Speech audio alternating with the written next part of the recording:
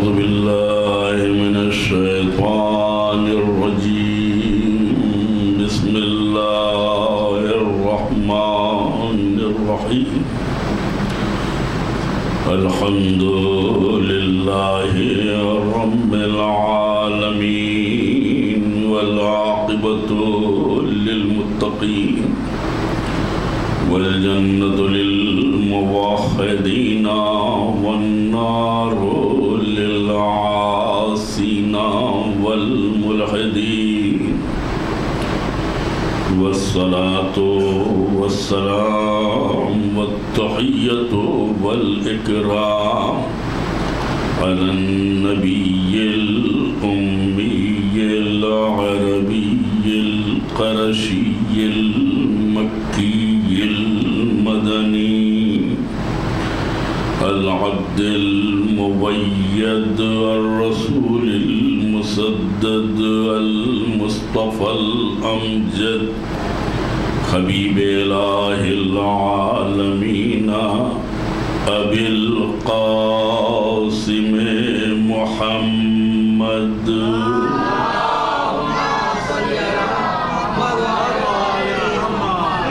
وآله الطيبين الطاهرين المعصومين المظلومين الذين أذهب الله عنهم الرجس وطهرهم تطهيرا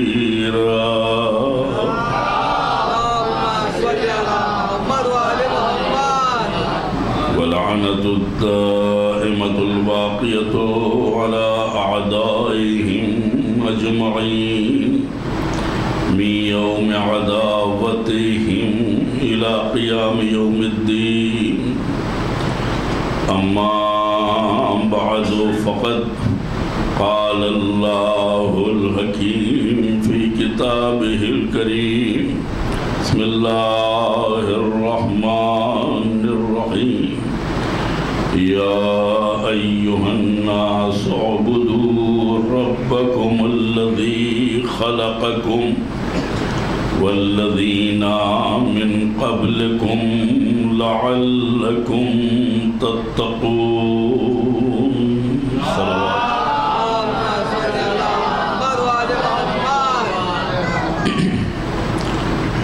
خداوند عالم اپنی کتاب متقن قرآن مجید میں جو قیامت تک رہنے والا پیغام ہے اس میں انسانیت سے خطاب کرتے ہوئے عبادت کا مطالبہ کر رہا ہے اور حوالہ دے رہا ہے کہ اس کی عبادت کرو جو تمہارا پروردگار ہے اور جس نے تمہیں پیدا کیا ہے.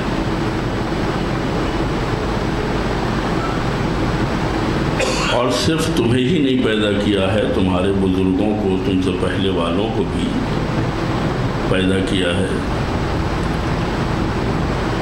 اور یہ مطالبہ ہم اپنے فائدے کے لیے نہیں کر رہے ہیں، تمہارے فائدے کے لیے ہے کہ اگر ہماری عبادت کے حصار میں آ جاؤ گے تو تمہارے اندر تقویٰ پیدا ہو جائے گا، تم متقی بن جاؤ گے، پرہیزگار بن جاؤ گے، تمہیں چیزوں کی شناخت ہو جائے گی، تم اپنے پرائے میں فرق محسوس کرنے لگو گے، حق و باطل کے درمیان میں فاصلہ محسوس کرنے لگو گے. متقی ہونے کا یہ مطلب.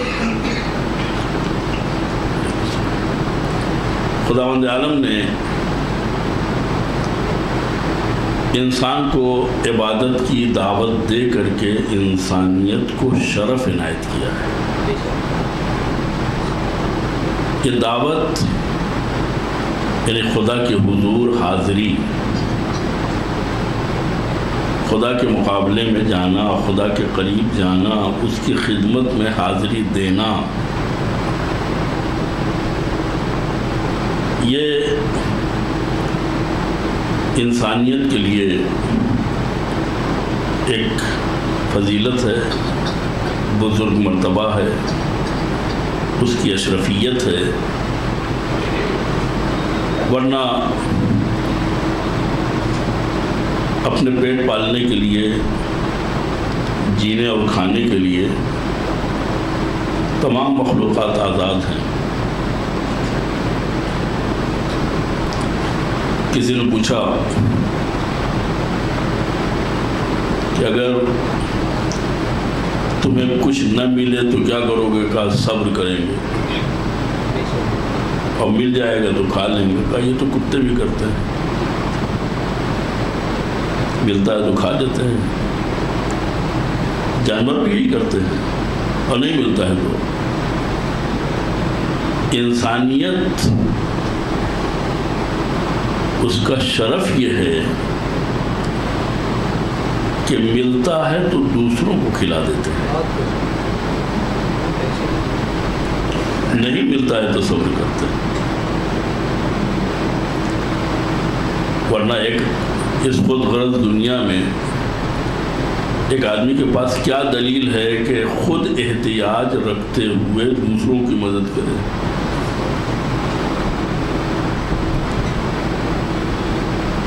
دولت و ثروت وہ مقولہ ہے کہ جس میں کسی دوسرے کی گنجائش نہیں ہوتی ہے۔ جتنا ملتا جاتا ہے ہوس بڑھتی جاتی ہے، جتنا ہمیں حاصل ہوتا جاتا ہے اتنا ہی اس کی خواہش۔ آپ بچوں کو پیسے دیجئے، کھلے ہوئے پیسے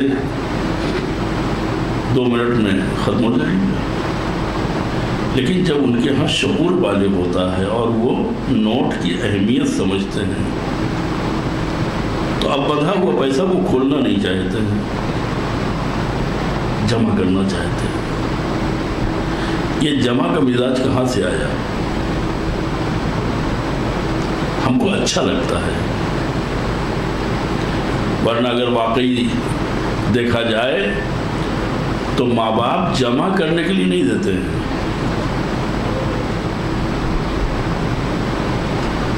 اور اسی سے ملتی جلتی ایک مثال جو ہماری زندگی میں رزق و روزی کے کانسیپٹ کو سمجھاتی ہے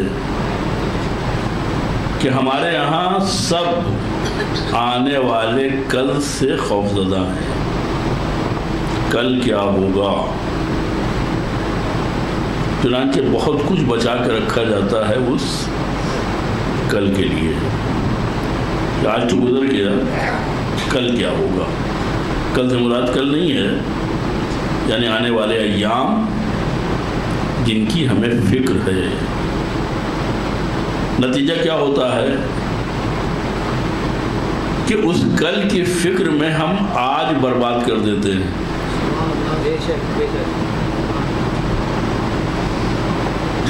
پتہ نہیں وہ کل آئے گا بھی جس کے لیے ہم آج پریشان ہیں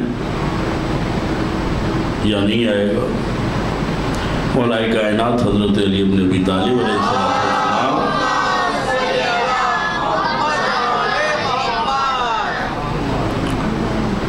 فرماتے ہیں کہ آج کے اوپر آنے والے کل کا بوجھ نہ ڈالو، اس لیے کہ کل اگر آئے گا تو اپنے ساتھ رزق و روزی لے کے آئے گا، اور اگر نہیں آتا ہے تو پھر پریشان ہونے کی ضرورت کیا ہے؟ یہ آپ کا مسئلہ نہیں ہے، پھر تو جو باقی رہ جانے والے ان کا مسئلہ ہے۔ تو آج کے اوپر کل کی ذمہ داری نہیں ہے، کل کا بوجھ آج کے اوپر نہ ڈالو۔ اگر یہ بات ہم سمجھ گئے ہوتے تو ایک موہوم یعنی وہمی مزاج کی بنیاد کے اوپر آج کے نقد کو کل کے ادھار کے بدلے ہم خراب نہ کرتے، اس لیے کہ جو آنے والا ہے ادھار ہے۔ ادھار اور نقد میں فرق ہے، نقد تو ہے ہی، ادھار کا پتہ نہیں ملے یا نہ ملے، اس لیے کہ یہاں تو نہیں ملتا ہے وہاں ملے گا نہیں۔ صلوات پڑھے محمد۔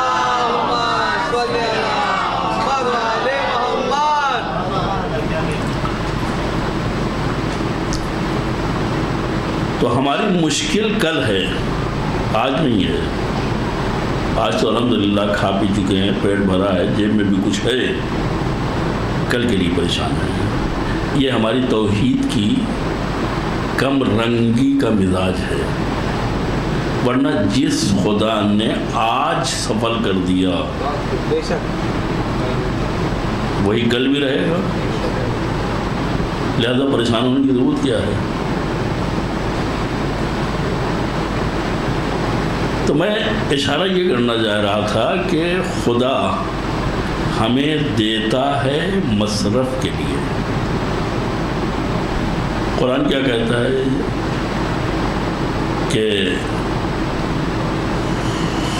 یہ لوگ جمع کرتے ہیں، جمع مالا وعددہ، مال کو جمع کرتے ہیں اور پھر گنتے ہیں۔ گننے کی بھی ایک لذت ہے، آدمی کو یہ پتہ چلے کہ میرے پاس کتنے پیسے ہیں، تو اس کا بھی ایک نفسیاتی اثر پڑتا ہے۔ جیب میں پیسے ہیں تو دل قوی ہے کہ کوئی بھی حادثہ، کوئی بھی سانحہ ہم جھیل سکتے ہیں، مثلا ہمارے پاس انتظام ہے، اور اگر زیادہ ہو گیا تو خوشی بھی ہوتی ہے کہ مثلا، لیکن یہ طے ہے کہ خداوند عالم جس حال میں ہمیں رکھنا چاہتا ہے اس سے کمتر میں ہم رہتے ہیں۔ میں ایک بڑی بات کہہ رہا ہوں، سوچ کے تصدیق کیجیے گا۔ ہمارا زندگی کا جو جینے کا لیول ہے، جو سطح ہے، خدا نے جو دیا ہے اس سے کمتر پہ ہم جیتے ہیں، اس کا استعمال نہیں کرتے ہیں۔ اس لیے کہ اگر ہم اس لیول کو استعمال کر لیتے تو جمع کرنے کے لیے کچھ بچتا ہی نہیں، تو ہم تو کٹوتی کر لیتے ہیں نا، بہت کچھ رکھ دیتے ہیں روز مبادہ کے لیے۔ یہ روز مبادہ جو ہے اس کی فکر ہماری توحید کو بدرنگ کر دیتی ہے، یعنی ہمیں خدا پہ بھروسہ نہیں ہے۔ ہم اپنے لیے محنت کرتے ہیں، پھر جب ہم اپنے کو اسٹیبل کر لیتے ہیں تو اپنی اولاد کے لیے کرتے ہیں، پھر جب اولاد بھی کسی مقام پہ پہنچ جاتی ہے تو اپنی نسلوں کے لیے کرتے ہیں، بس یہ چاہتے ہیں کہ ہم خدا بن جائیں اور ان کے لیے سب کچھ کر کے جائیں۔ جب کہ ہم چلے جائیں گے خدا رہے گا،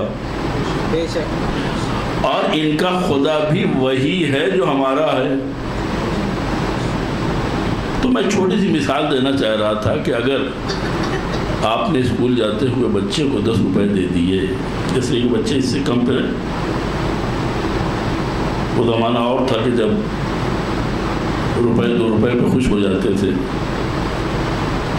آج بھی 10 روپے پہ سمجھانا پڑتا ہے، نہیں مانتے ہیں۔ آپ کو پتہ چل جائے کہ جو ہم نے 10 روپے دیے تھے، 20 روپے دیے تھے، 50 روپے دیے تھے، یہ سلموں کی جیب میں رکھے ہوئے ہیں، تو ظاہر سی بات ہے جب پیسے رکھے ہوئے ہیں تو اب دینے کا کیا مطلب ہے؟ رکھا ہوا ہے، رکھنے کے لیے نہیں دیتے ہم، خرچ کرنے کے لیے دیتے ہیں۔ لیکن اگر آپ کو پتہ چل گیا کہ صحیح یا غلط انہوں نے اڑا دیا، ممکن ہے آپ راضی بھی نہ ہو جس میں بھی خرچ کر کے آئے ہیں، لیکن اب ان کی جیب میں نہیں ہے تو آپ کو فکر ہوگی کہ ان کی جیب میں کچھ ڈال دیا جائے۔ بجٹ خرچ ہوتا ہے تو بڑھتا بھی ہے، آتا بھی ہے، لیکن اگر آپ نے کنجوسی کر کے بجٹ کو بچا لیا اور واپس کر دیا تو پھر اب اسی حساب سے آئے گا کہ ضرورت نہیں ہے۔ تو ہمارا مزاج یہ بتاتا ہے کہ ہم خدا کے دیے ہوئے رزق سے کمتر استعمال کرتے ہیں، اور وہ سطح زندگی اختیار نہیں کرتے ہیں جس میں خدا ہمیں دیکھنا چاہتا ہے۔ خدا نے دیا ہے تو وہ اپنے بندے میں نعمتوں کا وفور دیکھنا چاہتا ہے۔ اگر ماں باپ کوئی سہولت دیتے ہیں تو چاہتے ہیں ہمارا بچہ خوش رہے، ہم نے سہولت کیوں دی ہے، اس کے بعد بھی اگر منہ بنائے ہوئے ہیں تو ان کو فکر ہوتی ہے کہ وہ اتنا سب دیا کاہے کے لیے۔ تو جو خدا نے دیا ہے، بعض اوقات ہم اس وجہ سے ڈر کے مارے اپنی سطح زندگی کو نیچے رکھتے ہیں کہ کہیں محلے والے قرضہ نہ مانگ لیں، رشتہ دار مدد کا مطالبہ نہ کر لیں، لیکن مولائے متقیان کے عظیم الشان فرزند سرکار سید الشہداء حضرت امام حسین علیہ السلام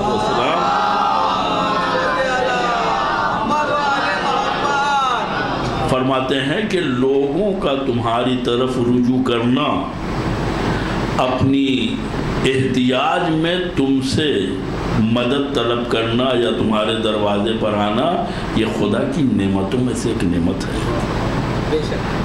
یعنی سماج اور معاشرے میں خدا نے تمہیں اتنا باعزت بنایا ہے کہ کسی کی نگاہ آئی تو تمہارے اوپر ٹھہری کہ تم مدد کر سکتے ہو، یہ خود ایک نعمت ہے۔ ورنہ نہ جانے کتنے ہیں جن کو دیکھی کہ آدمی فیصلہ کر لیتا ہے یہ بیچارہ کیا کرے، یہ تو خود ہی۔ امام فرماتے ہیں کہ اگر تم سے کوئی مراجعہ کرے تو تم چڑھو نہیں، جو ہے وہ ہمارے پاس چلا آ رہا ہے، کس کی مدد کرے، ہوتا ہے نا جب لوگوں کے پاس ہو جاتا ہے اور وہ مدد کرنے لگتے ہیں تو بعض اوقات ان کے یہاں ایک طرح کا چڑچڑاپن بھی۔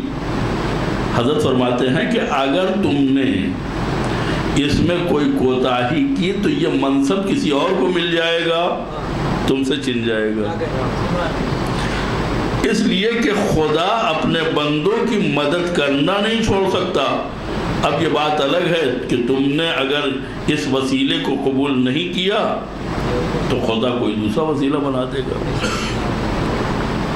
تو خدا رکھنے کے لیے نہیں دیتا ہے، البتہ وہ مبحث الگ ہے کہ پیغمبر سے فرماتا ہے کہ انفاق اس طریقے سے نہ کرو کہ دونوں یعنی ہاتھ کی ہتھیلی کی طرح، یعنی بالکل کچھ اس میں نہ رہے،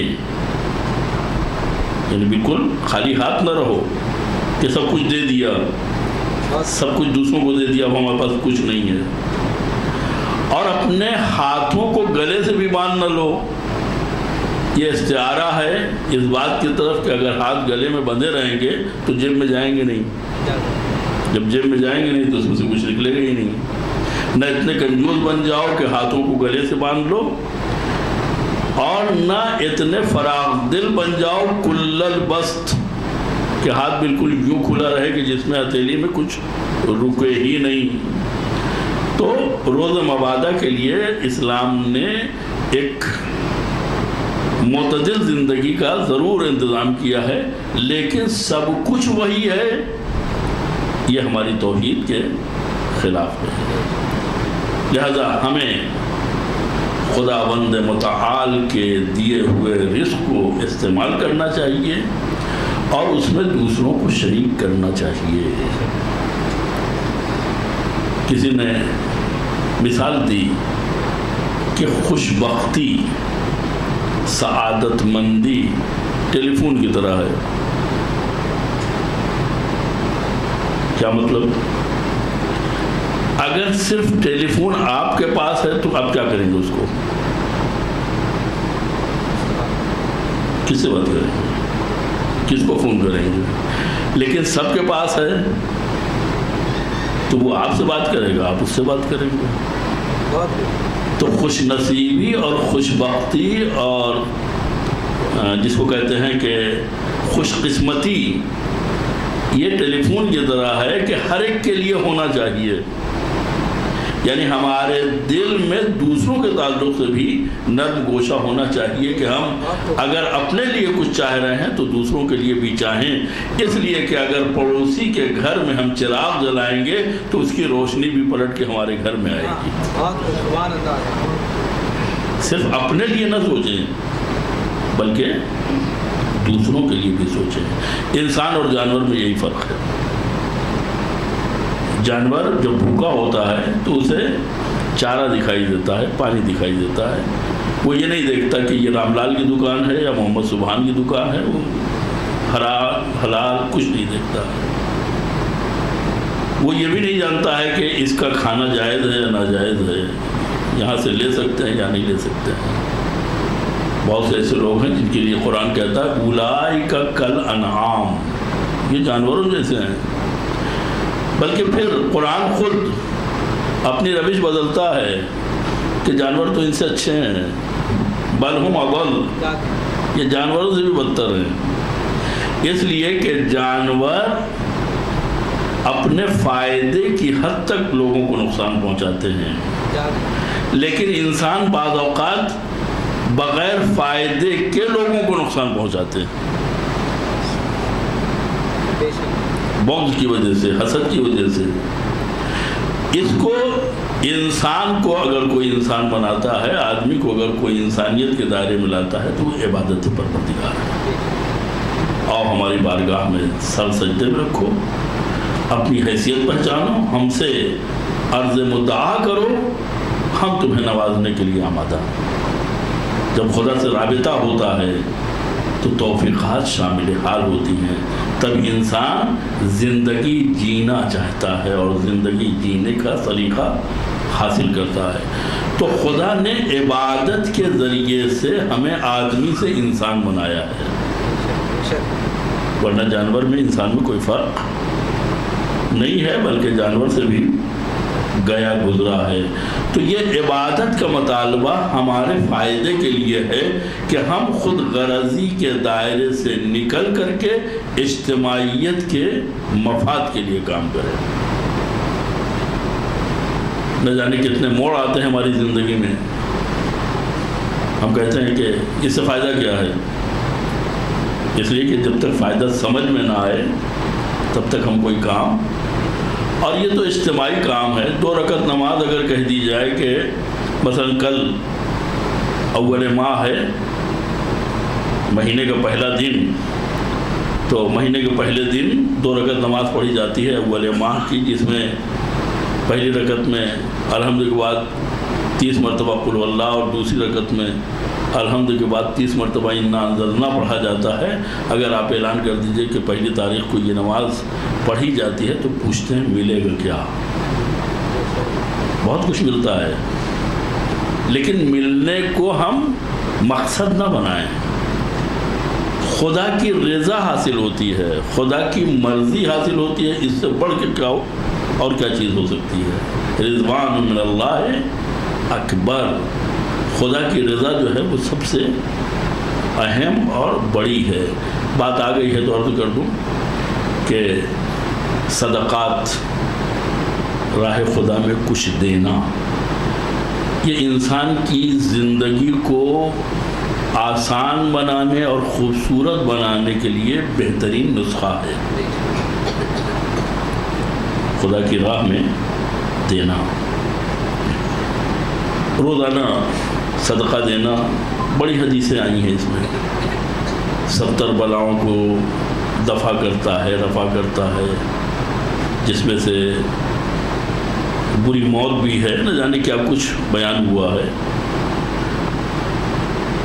تو عام دنوں میں اگر ہم صدقہ دیتے ہیں تو اس دن کی بلا ٹلتی ہے، لیکن اگر مہینے کی پہلی تاریخ کو یہ 2 رکعت نماز کی نیت یہ ہوگی کہ ہم اول ماہ کی 2 رکعت نماز پڑھتے ہیں قربتاً اللہ، اس نماز کو پڑھ کے اگر راہ خدا میں صدقہ دیا جائے تو یہ ایک دن کا نہیں ہے، بلکہ مہینے بھر کی سلامتی کی ذمہ داری ہے۔ اس کی مثال ایسے ہی ہے جیسے آدمی روزانہ ٹکٹ خریدے لوکل کا، تو روزانہ اس کو لائن میں لگنا پڑتا ہے، روزانہ اس کو پیسے دینا پڑتے ہیں اور زیادہ لگتی ہیں، لیکن اگر پاس بنوا لیا تو مہینے بھر۔ تو یہ پہلی تاریخ جو مہینے کی آتی ہے اسلامی اور قمری، اس میں 2 رکعت نماز پڑھ کے اگر کوئی شخص صدقہ دیتا ہے تو مہینے بھر کی سلامتی خریدتا ہے، وہ خریدتا ہے۔ خریدنے کا مطلب یہ ہے کہ اس صدقے کے عوض میں وہ سلامتی کا مالک بن جاتا ہے، سلامتی کا مالک بن جاتا ہے۔ اب ظاہر سی بات ہے کہ سلامتی کا مالک بننا کتنا ہے بھائی؟ تو خدا دیتا ہے، لیکن ہماری نگاہ اس کے اوپر نہیں ہونا چاہیے، ہماری نگاہ رضائے رب کے اوپر ہونا چاہیے کہ خدا جو ہے وہ ہم سے کیا چاہتا ہے اور کیا پسند کرتا ہے۔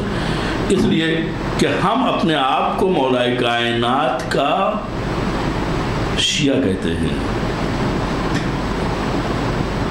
علی کا شیعہ کہتے ہیں۔ اب ظاہر سی بات ہے کہ یہ لفظ اپنے آپ میں خود ایک تاریخ رکھتا ہے، ائمہ نے اس کی اہمیت اور تفسیر کی ہے، وضاحت کی ہے، تشریح کی ہے کہ امام رضا علیہ السلام سے ملنے کے لیے کچھ لوگ آئے،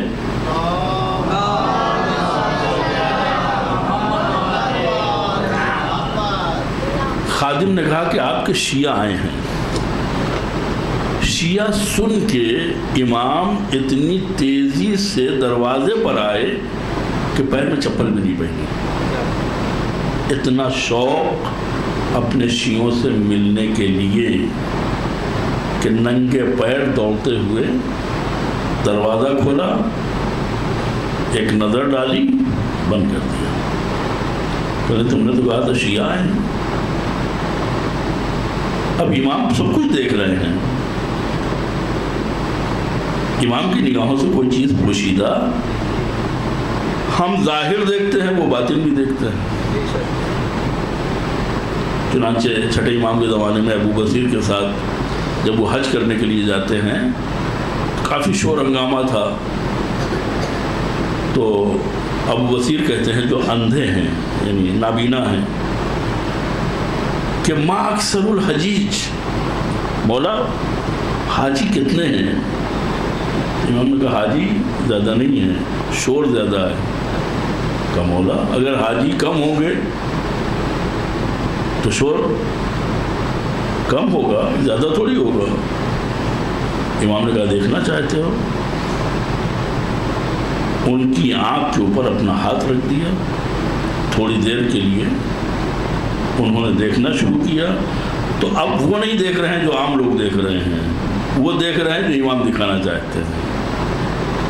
اب دیکھا کیا کہ کوئی بندر طواف کر رہا ہے، کوئی بھیڑیا طواف کر رہا ہے، کوئی بکری طواف کر رہی ہے، کوئی فلاں جانور طواف کر رہا ہے۔ پوچھا مولا یہ سب کیا ہے؟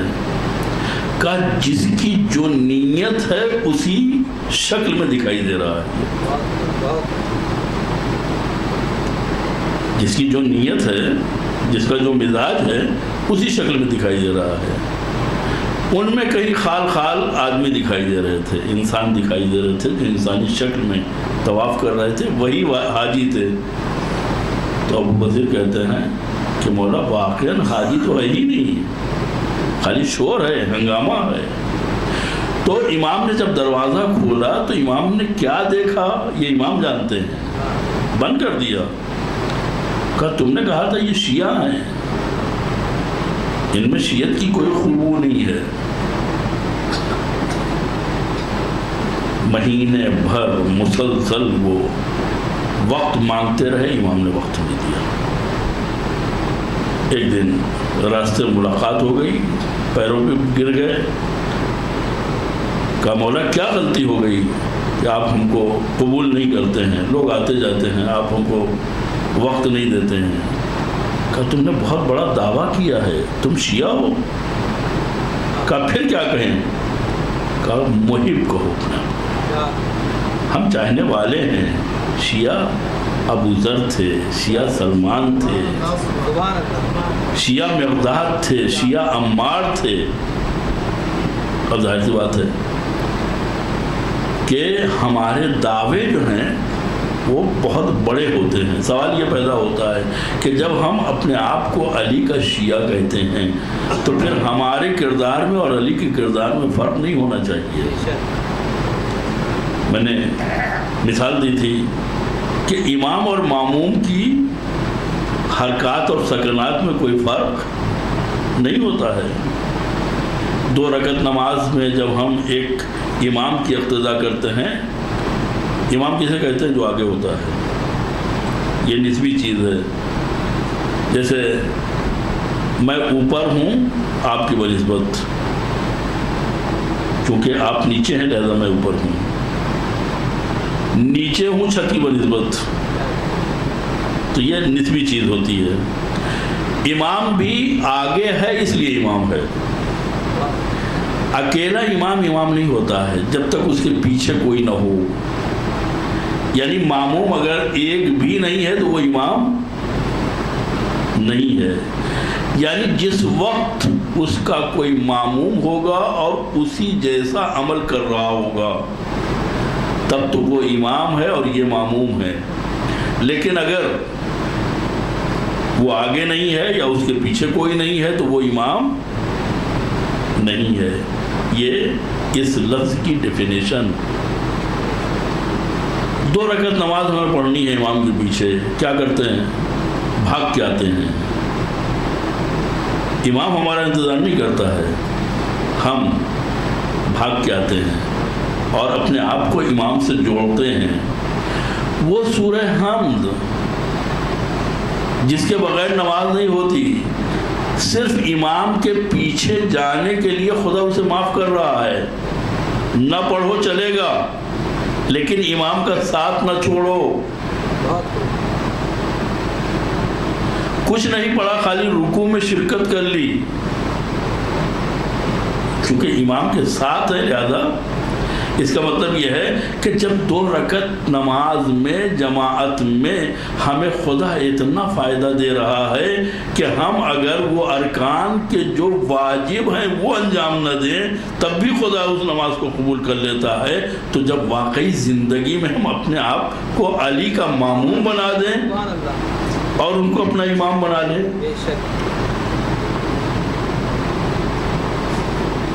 تو جو آگے ہوتا ہے وہ امام، جو پیچھے ہوتا ہے وہ ماموم. اور دونوں میں یکسانیت ہوتی ہے. اگر صفیں بہت طولانی ہوں، مجمع زیادہ ہو اور ہمیں پتہ لگانا ہو کہ امام کیا کر رہا ہے تو ہم کیا کریں گے؟ سب سے آخری صف میں آخری آدمی کو دیکھ لیں گے وہ کیا کر رہا ہے. کیوں؟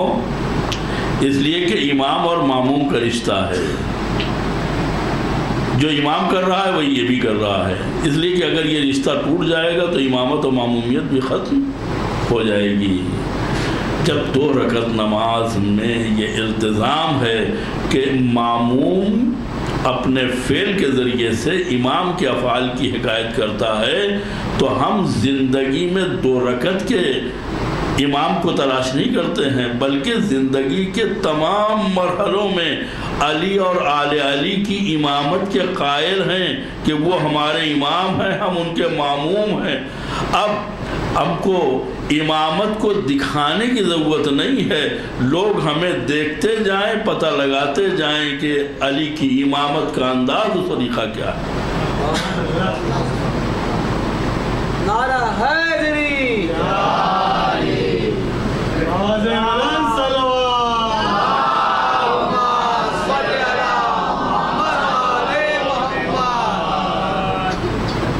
ان کے ہاں عبادت کا تصور کیا ہے؟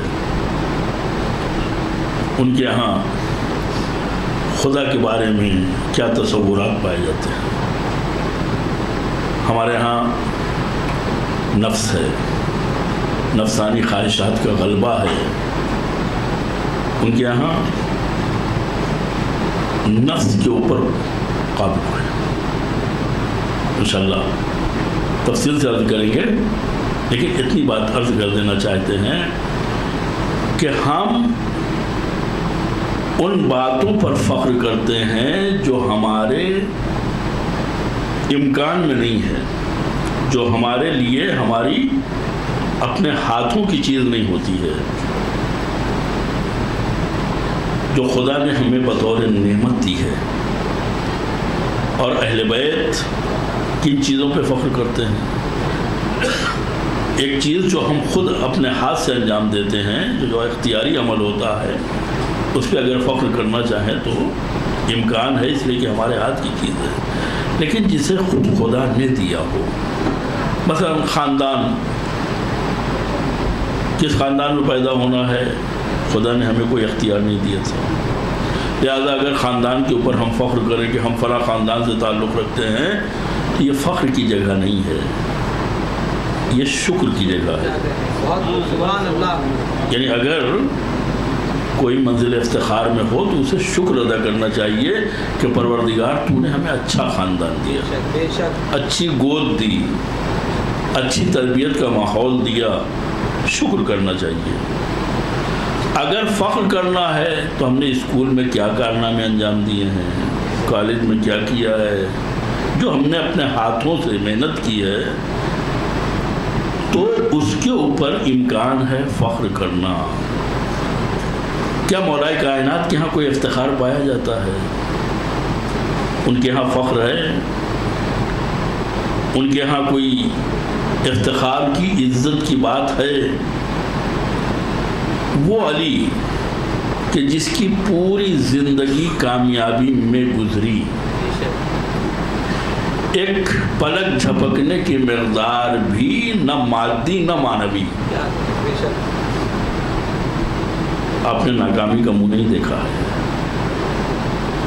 لیکن ان کامیابیوں کو بھی علی نے منزل افتخار میں استعمال نہیں کیا۔ خیبر فتح کیا، کامیابی ہے یا نہیں ہے؟ مسلمانوں سے پوچھئے کہ اگر نہ جاتے تو 41واں دن بھی ویسے ہی گزرتا جیسے 40 دن گزرے تھے۔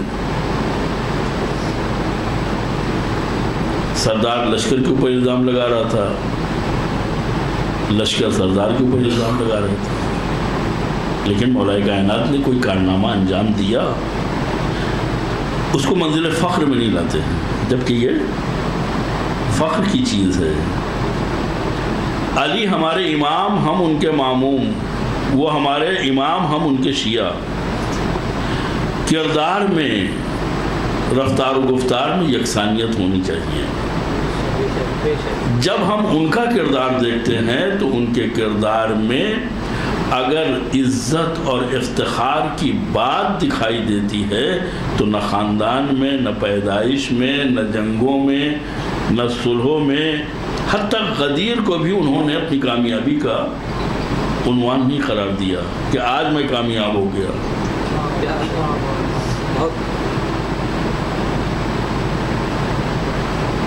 اپنے لیے افتخار کا مرتبہ اس وقت دیکھتے ہیں جب مناجات کی صورت ہے، آواز دیتے ہیں کفا بی عزن ان اکون لکا عبدا، پروردگار میری عزت کے لیے یہی کافی ہے کہ میں تیرا بندہ ہوں۔ وَكَفَى بِي فَخْرًا أَن تَكُونَ لَنَا رَبًّا، میرے لیے فخر کی بات ہے کہ تو میرا رب ہے۔ میری عزت اس میں ہے کہ میں تیرا بندہ، اور میرا افتخار اس بات میں ہے کہ تو میرا رب۔ اس کے بعد ایک جملہ فرماتے ہیں کہ انت کما احب فاجعلنی کما تحب، پروردگار تو ویسا ہی میرا مالک ہے، میرا پروردگار ہے، میرا خدا ہے جیسا میں چاہتا تھا، اب تو مجھے ویسا بنا دے جیسا تو چاہتا ہے۔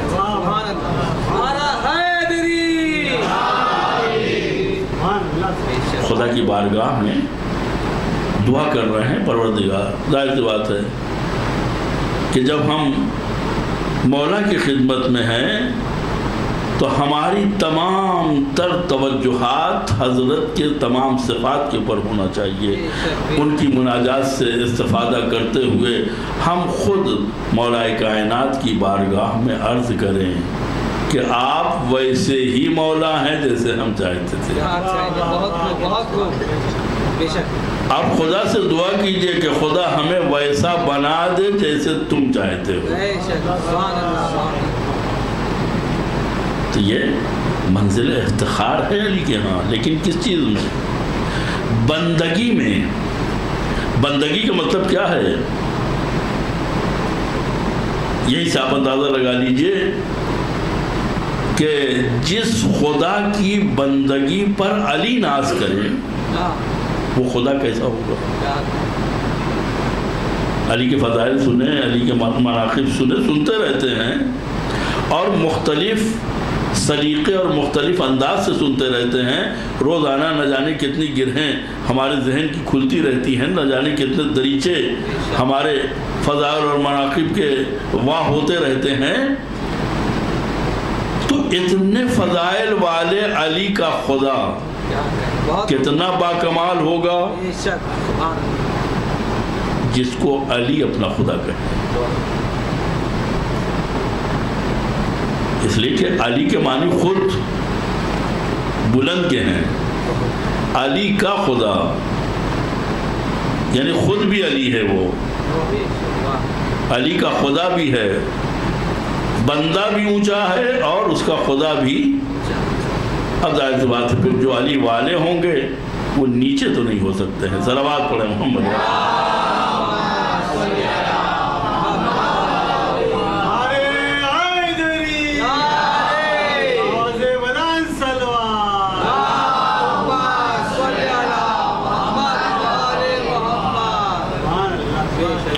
ایسا عبادت گزار بندہ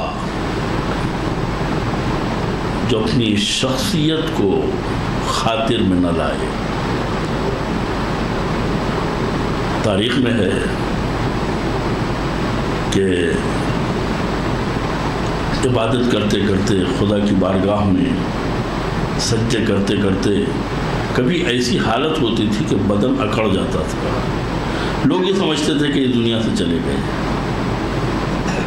پوچھا گیا یہ حالت کیا ہوتی ہے؟ کہ تمہیں نہیں معلوم کہ میں کس کی بارگاہ میں کھڑا ہوں. یعنی عبادت کرنا اور معرفت کے ساتھ عبادت کرنا یہ بہت بڑا شرف ہے. جب عبادت میں انسان خاضع اور خاشع ہوتا ہے تو پھر اسے کسی کی پرواہ نہیں ہوتی ہے. نہ زخموں کی پرواہ ہوتی ہے, نہ بھوک کی پرواہ ہوتی ہے, نہ پیاس کی پرواہ ہوتی ہے. لذت عبادت میں اتنا محو ہوتا ہے کہ اسے کسی چیز کا احساس نہیں ہوتا ہے. جو آپ کے شوق کی چیز ہے اگر اس میں آپ مشغول ہیں تو آپ کو دوسری چیز کی طرف توجہ. خدا کے حضور میں حاضر ہونے کا ایک عجیب لطف ہے کہ میں خدا کی بارگاہ میں ہوں, خدا کے سامنے ہوں. ائمہ اطہار علیہ السلام نے ہمیشہ ہمیں انہی تعلیمات کی طرف متوجہ کیا ہے کہ تم خدا کو حاضر و ناظر مانو. اپنے سامنے خدا کو محسوس کرو, لمس کرو. اگر یہ عقیدہ مستحکم ہو جائے کہ خدا ہمیں دیکھ رہا ہے,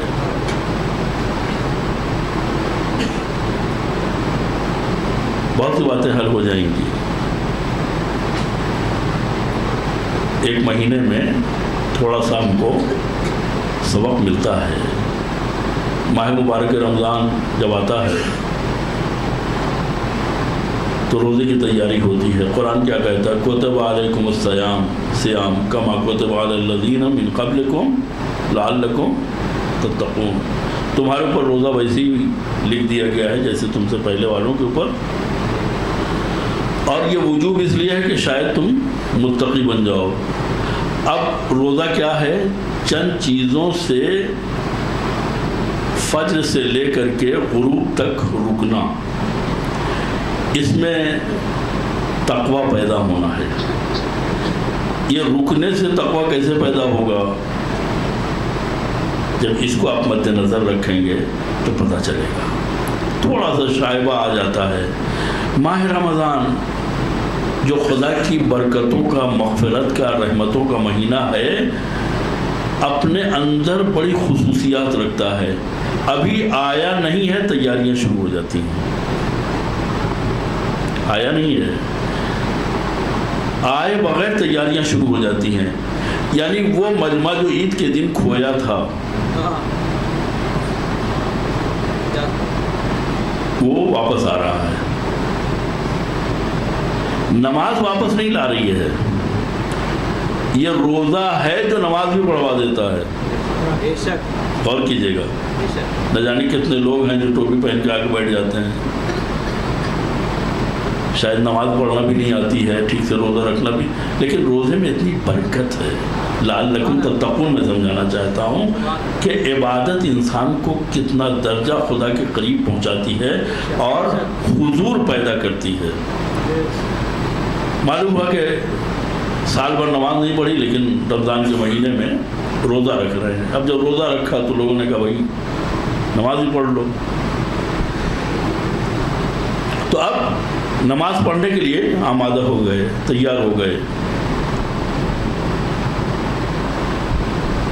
اب ان سے یہ کہا جاتا ہے کہ بھائی تم نے جو روزہ رکھا ہے ضروری نہیں کہ دن بھر رکھو, کھا پی سکتے ہو. خاص کر بچے, آپ دیکھیں کہ جب وہ روزہ رکھنے کی تیاریوں کو محسوس کرتے ہیں تو ان کے ہاں بھی ایک شوق پایا جاتا ہے, ہم بھی روزہ رکھیں گے. یہ تیاریاں ہیں, آمادگی ہے گھر کی, ماحول کی. جو بچے بغیر ٹفن کے اسکول نہیں جاتے ہیں وہ بچے بھوکے رہنے کی ضد کر رہے ہیں, ہم بھی روزہ رکھیں گے. اور روزہ رکھ لیا, بڑے روزہ اس لیے رکھوا دیتے ہیں سحری کھلا کر کے کہ کہیں بغیر سحری کے نہ رکھ لیں, رکھوا دیتے ہیں, مجبوری ہے. اور اگر ان سے یہ کہا جائے کہ تم کھا لو, ابھی بچے ہو, بالغ نہیں ہوئے ہو, تو کہتے نہیں. اکیلے میں بھی نہیں کھاتے ہیں, تنہائی میں بھی نہیں کھاتے ہیں. حتیٰ وہ لوگ کہ جن کے یہاں نماز روزے کی کوئی حیثیت نہیں تھی, جب وہ روزہ رکھ لیتے ہیں تو کھانا موجود ہے, بھوک لگی ہے, پانی موجود ہے, پیاس لگی ہے, لیکن کیوں نہیں؟ اس لیے کہ جس کا روزہ رکھا ہے وہ دیکھ رہا ہے. ایک چھوٹا سا تصور. اب یہی ہم اسی نقطے کو اگر لے کر کے تربیت کا مزاج پیدا کر دیں, یہ ایک مہینے میں جو خدا دیکھ رہا ہے ماہ رمضان میں, ان کی نگاہ کو مزید وسیع کر دیں کہ یہ صرف رمضان میں نہیں دیکھتا ہے, شوال میں بھی دیکھتا ہے, ذیقعد میں بھی دیکھتا ہے, محرم میں بھی دیکھتا ہے, امتحان کے حال میں بھی دیکھتا ہے, آفس کی میز پر بھی دیکھتا ہے, قوم کے سامنے بھی دیکھتا ہے, قوم کے پیچھے بھی دیکھتا ہے. اگر واقعی اعتبار سے سمجھا دیا جائے تو کافی ہے. اس میں دو پیغام ہے. خدا دیکھ رہا ہے, یعنی ہم موقع ہونے کے باوجود پانی نہیں پی رہے ہیں, موقع ہونے کے باوجود کھانا نہیں کھا رہے ہیں, یعنی خدا کے حاضر و ناظر ہونے کا ہمارے اوپر یہ اثر ہوا. اگر اس اثر کو ہم مستدام کر لیں, واقعاً اس نقطے کو اپنی پوری زندگی کا عنوان قرار دیں, تو پھر کوئی دیکھے یا نہ دیکھے, وجود خدا کی حاضری جو ہے وہ ہمیں گناہوں سے بچا سکتی ہے, ہمیں معصیت سے دور رکھ سکتی ہے. اور ایک دوسرا پیغام وہ یہ ہے کہ رمضان میں تیاری, ہم کہتے ہیں آمادگی کرنا چاہیے, تیاری کرنا چاہیے. لوگ سمجھتے ہیں تیاری کا مطلب یہ ہے کہ راشن زیادہ خرید لو, اس لیے کہ بھوکے رہنے کا زمانہ ہے, لیکن اس میں زیادہ کھایا جاتا ہے. غیر مسلم تو سمجھ ہی نہیں پائے کہ بھوک کے نام پر یہ کتنا کھا لیتے ہیں. لیکن ایک بات طے ہے کہ ماہ رمضان میں بجٹ بھی زیادہ ہوتا ہے اور وزن بھی زیادہ بڑھتا ہے. اس کا مطلب یہ ہے کہ ہم روزے کی چلاتے تو ہیں, رکھتے نہیں ہیں. تو جو ہنگامہ ہوتا ہے آمادگی کا, وہ بچوں پہ بہت اثر کرتا ہے. میں اس سے فائدہ اٹھانا چاہتا ہوں, اور مولانا صاحب تو یہاں پہ یہ تجربات کر ہی رہے ہیں کہ جب آمادگی ہوگی, شور ہنگامہ ہوگا, کسی چیز کے لیے تشویق ہوگی, تو بچوں کے اوپر بہت زیادہ محنت کرنے کی ضرورت. تمام عبادتوں میں روزہ جو ہے بہرحال مشکل عبادت ہے, بھوکا رہنا پڑتا ہے. بچے اس کے لیے شوقین ہیں کہ ہم بھی روزہ رکھیں گے. یعنی اگر آپ ماحول بنا دیں تو بچوں سے روزہ رکھنے کی کہنے کی ضرورت نہیں ہے، بلکہ بعض اوقات روکنے کی ضرورت پڑتی ہے کہ تمہیں ٹیوشن جانا ہے، تمہیں امتحان دینا ہے، تمہارا ٹیسٹ ہے، تم پیچھے رہ جاؤ گے، تم امتحان میں ناکام ہو جاؤ گے. نہ جانے کتنے بہانے کرنے پڑتے ہیں ان کو روزہ رکھنے سے روکنے کے لیے. وہ بچہ روزہ رکھنے کے لیے تیار ہے صرف آپ کے اہتمام کی بنیاد کے اوپر. اس کا مطلب یہ ہے کہ اگر بچہ نماز نہیں پڑھتا ہے تو اس میں بچے کی غلطی نہیں ہے، ہم نے اہتمام کیا ہی نہیں، وہ نماز کیسے پڑھے گا؟ بے شک بہت خوب.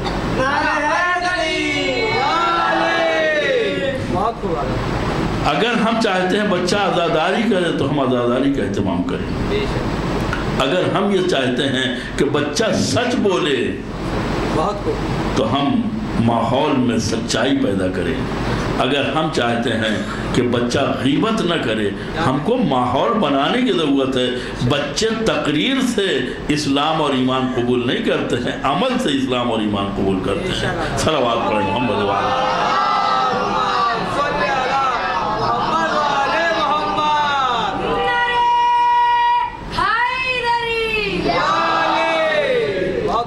اور شاید یہی وجہ تھی کہ سرکار سید الشہداء یہ جاننا چاہتے تھے کہ کہیں شہادت کا ماحول تو قاسم کو مرنے پر آمادہ نہیں کر رہا ہے. ماحول بنا ہوا ہے مرنے کا. پوچھتے ہیں کیف الموت عندک، موت جانتے ہیں موت کیا ہے؟ 13 سال کا بچہ موت سے روبرو نہیں ہوا ہے. کہیں یہ الزام نہ آ جائے کہ سب مرنے کی باتیں کر رہے تھے لہذا بچے میں بھی شوق شہادت پیدا ہو گیا. نہیں، تو جو جواب ملا ہے اس میں بھی بچپنا. احلا من الاصل. بچوں کو شہد پسند ہوتا ہے. شہد کی بات کر کے جناب قاسم نے اپنے بچپنے کی عکاسی کی ہے. مجھے شہد سے بھی زیادہ شیریں معلوم ہوتی ہے. اسلام کے خلاف سازشیوں نے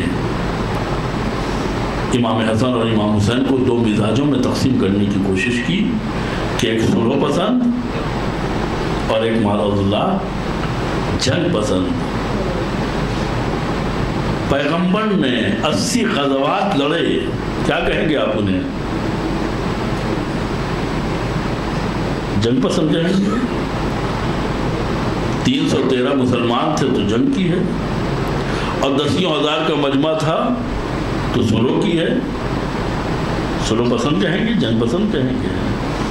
حضرت فرماتے ہیں ہما امامان قاما و قعدا.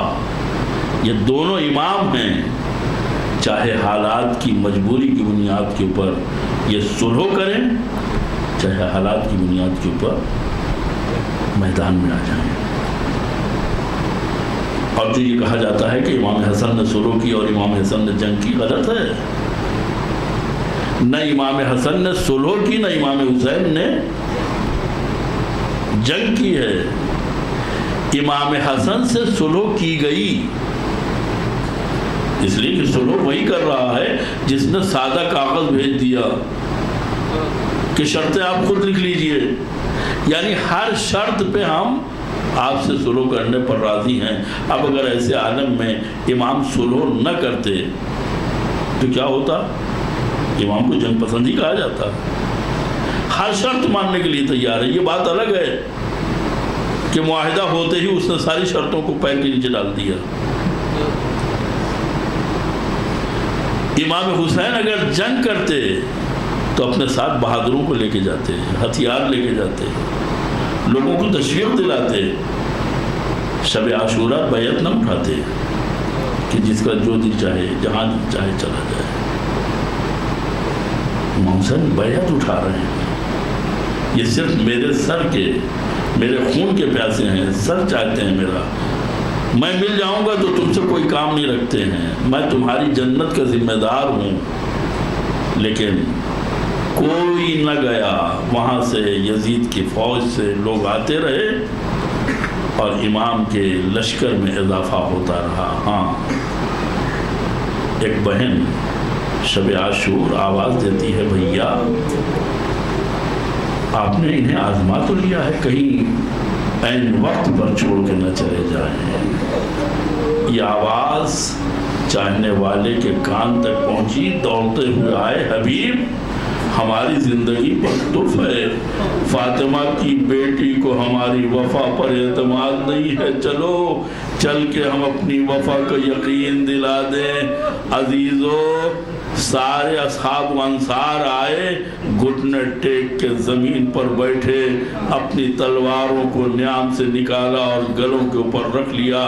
علی کے بیٹے فاطمہ کی دل بند سے کہہ دیجئے، یا تو ہماری وفا پر بھروسہ کرے یا ہمیں حکم دے ہم اپنے گلوں کو اپنے ہاتھوں سے کاٹ لیں. زینب کا دھڑکتا ہوا دل ٹھہر گیا. ہاں، چاہنے والے موجود ہیں، حبیب موجود ہیں، مسلم ابن اوسجہ موجود ہیں، مدد کرنے والے موجود ہیں. لیکن یہی بہن تھی جب سرکار سید الشہداء رخصت آخر کے بعد خیمے کے در پہ کھڑے ہوئے، فنظر یمینا و شمالا، داہنے دیکھتے ہیں بائیں دیکھتے ہیں، کوئی نہیں دکھتا تو آواز دیتے ہیں، این ابطال الصفا و یا فرسان الحجا، میرے شہسوارو میری بات کا جواب کیوں نہیں دیتے ہو، میری آواز پر لبیک کیوں نہیں کہتے. یہی بہن تھی جو باہر نکلی، ایک ہاتھ سے بازو پکڑا، دوسرے ہاتھ سے رکاب تھامی، اپنے بھائی کو رخصت کر کے خدا حافظ کیا. میں کہوں گا بی بی آپ نے سوار تو کر دیا ہے، لیکن جب فرض کے اوپر حسین ڈگمگائیں گے تو کون آگے بڑھ کے سہارا دے گا. بی بی آواز دیں گی، میں نے سوار کر دیا، اب اماں خود سے آئیں گی، گودی پھیلا کے بیٹھیں گی، میرے حسین میری گودی میں آ جا، تیرا سر کٹ. سيعلم الذين ظلموا أي منقلب ينقلبون إنا لله وإنا إليه راجعون. الہی بحق الزہرا وابیہا وبعالہا وبنیہا وبحق الائمة التسمة الطاہرین من ذریة الحسین علیہ السلام فاستجب دعانا واقض حاجاتنا برحمتک یا ارحم الراحمین. پروردگارا ہمارے اس عمل کو اپنی بارگاہ میں قبول فرما، توفیقات میں اضافہ فرما، بیماروں کو بحق بیماری کربلا شفائے کامل و عاجل عنایت فرما، مرحومین کی مغفرت فرما. ہمیں اس وقت تک موت نہ دینا جب تک کہ تیری ذات اور ہمارے زمانے کا امام ہم سے راضی نہ ہو جائے. دنیا میں ہمیں زیارت محمد و آل محمد اور آخرت میں ان کی شفاعت نصیب فرما. پرچم اسلام کو سربلند فرما، پرچم کفر و نفاق و الحاد کو سرنگو فرما. علماء اعلام اور مراجع کرام کی حفاظت فرما، مزارات مقدسہ کی حفاظت فرما. اہل بیت کے چاہنے والے گوشہ و کنارے دنیا میں جہاں کہیں بھی ہوں، ان کی جان مال عزت و ناموس کی حفاظت فرما. انقلاب اسلامی کا تحفظ فرما. دشمنان اسلام اگر اصلاح کے قابل نہیں ہیں تو انہیں نیست و نابود فرما. ولی برحق وارث زہرا امام زمانہ کے ظہور میں تعجیل فرما. ہم سب کو ان کے ناصر و مددگاروں اور غلاموں کی فہرست میں شامل فرما. وصلی اللہ علی محمد وآلہ الطیبین الطاہرین المعصومین. ماتم حسین.